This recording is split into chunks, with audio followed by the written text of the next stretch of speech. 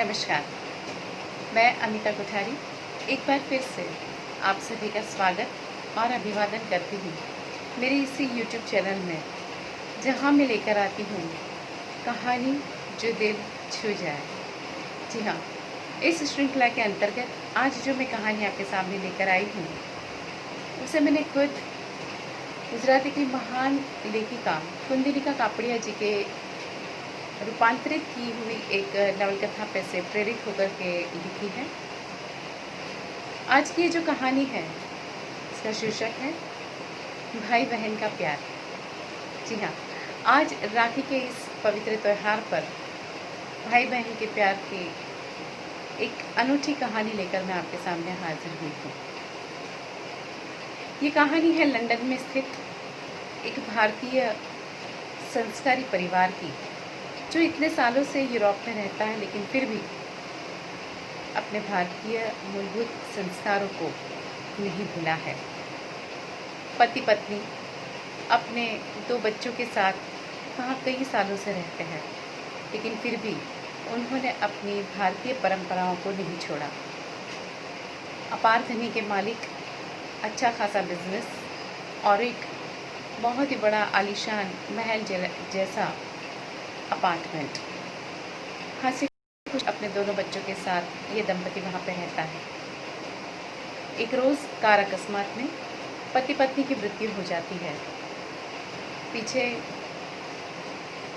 अथाह मिल्कत अपने दोनों बच्चों के नाम पर करके ये दोनों चले जाते हैं। बच्चे दोनों छोटे हैं, पर अपार संपत्ति की वजह से बिना किसी परेशानी के उनका जीवन निर्वाह होने लगता है। उनकी पढ़ाई कंप्लीट होती है। बेटा बड़ा है, 23 साल के करीब पहुंच चुका है। पिताजी का कारोबार उसने संभाल लिया है।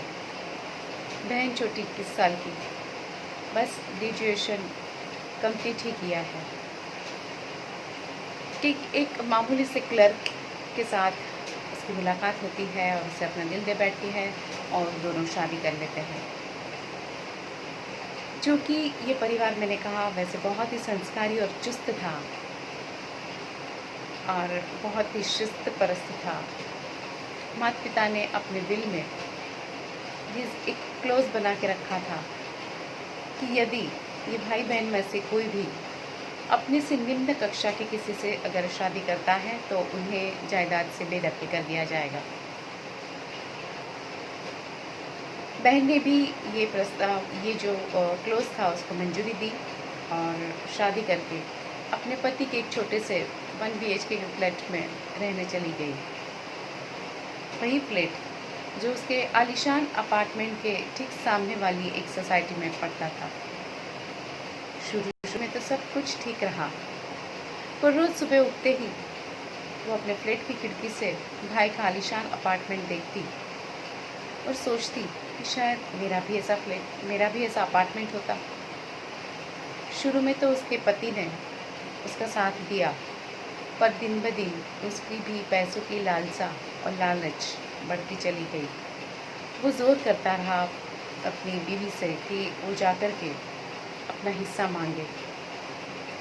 माता पिता तो चले गए हैं, लेकिन अब उसे अपने भाई से अपना हिस्सा ज़रूर मांगना चाहिए।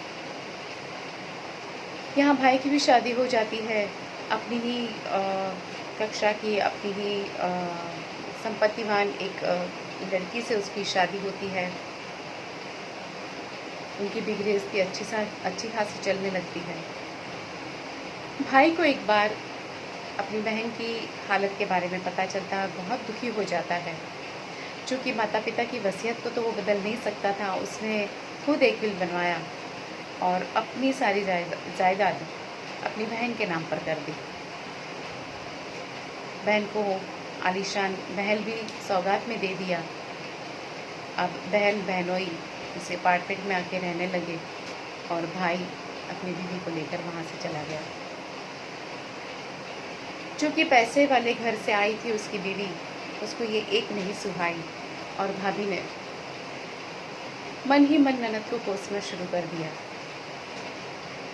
और कैसे तैसे करके भी ननद से वो सारी संपत्ति वापस लेने का सारा इंतज़ाम करने लगी।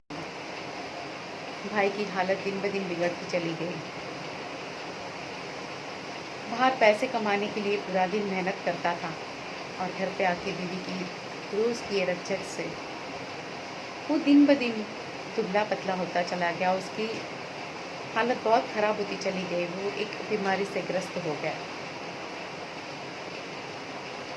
इसी बीच भाभी ने एक बेटे को जन्म दिया। जब बेटे की नामकरण विधि होने लगी तब भाई ने ज़बरदस्ती से अपनी बहन को उस पर बुलाया। जब बहन आई तो उसने उस बच्चे के नाम अपनी सारी प्रॉपर्टी और वो अपार्टमेंट कर दिया।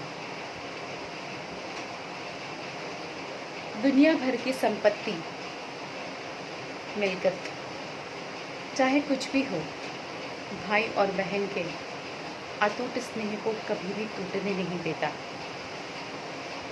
ये एक ऐसा रिश्ता है जो कि भगवान की नेमत है और उसे कोई भी तोल नहीं सकता। लाख सबने चाहा लेकिन फिर भी ये दोनों का रिश्ता वैसा ही बना रहा। तो ये थी हमारी आज की कहानी। आप सबको ज़रूर पसंद आई होगी। उम्मीद रखती हूँ कि दुनिया के सभी भाई बहन बहुत ही हंसी खुशी और प्रेम से आज का ये त्यौहार मना रहे होंगे। आप सभी को एक बार फिर से रक्षाबंधन की ढेर सारी शुभकामनाएं। और इसी के साथ आज के लिए विदा लेती हूँ। फिर यहीं पर आप सबसे मिलती रहूँगी। कहानी जो दिल छू जाए इस श्रृंखला के अंतर्गत। तब तक के लिए स्वस्थ रहे, मस्त रहे। Good night.